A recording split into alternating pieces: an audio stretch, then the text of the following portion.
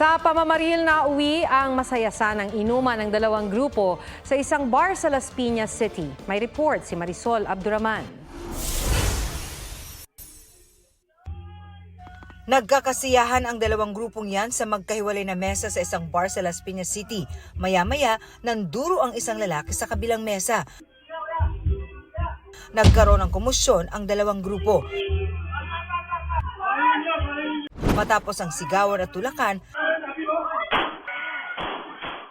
base sa investigasyon, banggaan sa CR ang ugat ng away. Doon naman, nag-hysterical itong babae na grupo ng mga biktima, nagsisigaw, hanggang itong isang suspect natin, na si alias Boss, nagwala na rin at inutusan itong isang suspect natin na alias Dexter, na itusan, barilin mo na yan. 4 ang sugatan sa pamamaril.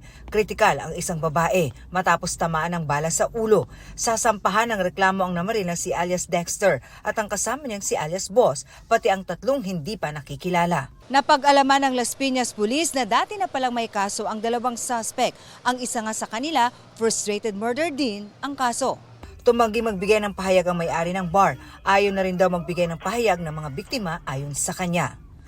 Marisol Abduraman, nagbabalita para sa GMA Integrated News. Huwag magpahuli sa mga balitang dapat ninyong malaman. Mag-subscribe sa GMA Integrated News sa YouTube.